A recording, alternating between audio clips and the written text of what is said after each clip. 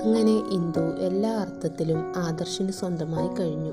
രാവിലെ ആയപ്പോൾ ശരീരമാകെ വലിഞ്ഞു മുറുകിയതുപോലെ ഇന്ദുവിന് തോന്നി. ശരീരത്തിൽ ഒരു ഡ്രസ്സ് പോലുമില്ല. ആദർശ് അവളെ കെട്ടിപ്പിടിച്ച് കിടക്കുന്നു.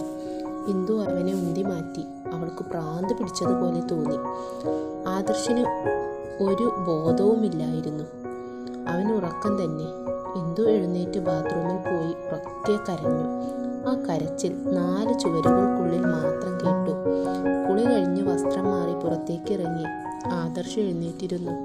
അവൻ ആരോടോ ഫോണിൽ സംസാരിക്കുകയായിരുന്നു. ആദർശ് ഫോൺ ഓഫാക്കി അവളോട് സോറി പറഞ്ഞു. ഞാൻ ചെയ്ത തെറ്റിന് സോറി ഇന്ദു.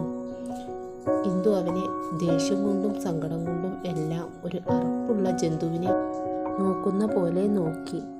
അവൾ ആകെ അവശയായിരുന്നു. അവളെയും കൂട്ടി അവൻ മലയിറങ്ങി. നാട്ടിലെത്തി. അവൾ ഒന്നും സംസാരിക്കുന്നില്ല. അവളെ അവളുടെ വീടിൻ്റെ മുറ്റത്തേക്ക് ഇറക്കി വിട്ടു. അമ്മയും മുത്തശ്ശിയും കണ്ണനും എല്ലാം കരയുകയായിരുന്നു. അവളെ കാണാത്തതിൽ അവർ ആകെ വിഷമിച്ചു. അവളെ കണ്ടതും മോളെ, നീ എവിടെ പോയതാ ഈ രാവിലെ തന്നെ?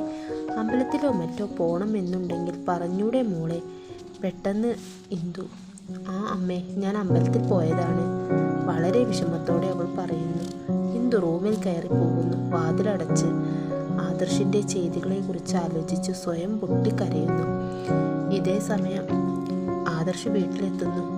ഡാ കണ്ണ, നീ എവിടെ പോയതാ? ഇന്നലെ ഞാൻ എവിടെയെല്ലാം തിരഞ്ഞു, ഒരു പോള കണ്ണടച്ചിട്ടില്ല. പിന്നെ അച്ഛൻ പറഞ്ഞു നീ കറങ്ങാൻ പോയതാണെന്ന്. കഴിഞ്ഞോ നിന്റെ ഊരു ചുറ്റല്? മതി കറങ്ങിയതൊക്കെ. നീ വേഗം നിന്റെ ടീച്ചർ കുട്ടിയെ ഇങ്ങോട്ട് കൊണ്ടുപോര്. ഇനി നീ ഒറ്റയ്ക്ക് കറങ്ങണ്ട, അവളെയും കൂടെ കൂട്ടിക്കോ. ഇനി എന്തിനാ അമ്മയെ ചുറ്റുന്നത്? ചുറ്റലെല്ലാം ഇന്നലെ രാത്രിയോട് കൂടി കഴിഞ്ഞു. ഇനി അവൾ ഇവിടെ വരും, എൻ്റെ കാൽച്ചുവട്ടിൽ. ഇല്ലെങ്കിൽ ഞാൻ വരുത്തും എന്ന് അവൻ സ്വയം മനസ്സിൽ ചിന്തിക്കുന്നു. അങ്ങനെ ഒരാഴ്ച കഴിഞ്ഞിട്ടും ഇന്ദു സ്കൂളിൽ പോകാൻ കൂട്ടാക്കില്ല.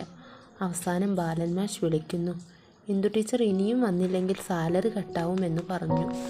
ഇത് കേട്ടതും ഇന്ദു ഞാൻ വരാം സാർ എന്ന് പറയുന്നു. ഇന്ദുവിന് ജോലിയോടെല്ലാം ഒരു മരവിപ്പായിരുന്നു. പക്ഷേ വീട്ടിലെ അവസ്ഥ ആലോചിക്കുമ്പോൾ പൂവല്ലാതെ കോലമില്ല. അവൾ സ്കൂളിലോട്ട് പുറപ്പെട്ടു. അവളെ സ്കൂളിലേക്ക് വരുത്തിച്ചതെല്ലാം ആദർശിൻ്റെ പണിയായിരുന്നു. അങ്ങനെ ചാരുവിൻ്റെ കല്യാണമായി തുടങ്ങി. ഇന്ദു ചാരുവിനെ കാണാൻ ഇടയാവുന്നു. ചാരു ഇന്ദുവിനോട് കല്യാണ തലേ ദിവസം തന്നെ വരാൻ പറയുന്നു. എല്ലാത്തിനും നീ എൻ്റെ കൂടെ വേണം എന്നും പറയുന്നു. ഇന്ദു ശരി, ഞാൻ വരാം. ചാരുവിന് സന്തോഷമാവുന്നു. ചാരുവിൻ്റെ കല്യാണത്തിന് ഇന്ദുവും അമ്മയും മുത്തശ്ശിയും കണ്ണനും കൂടെ പോകുന്നു. ആദർശ് അവൾക്ക് വേണ്ടി ഒരു സാരി എടുത്ത് ദേവകിയുടെ കയ്യിൽ കൊടുക്കുന്നു.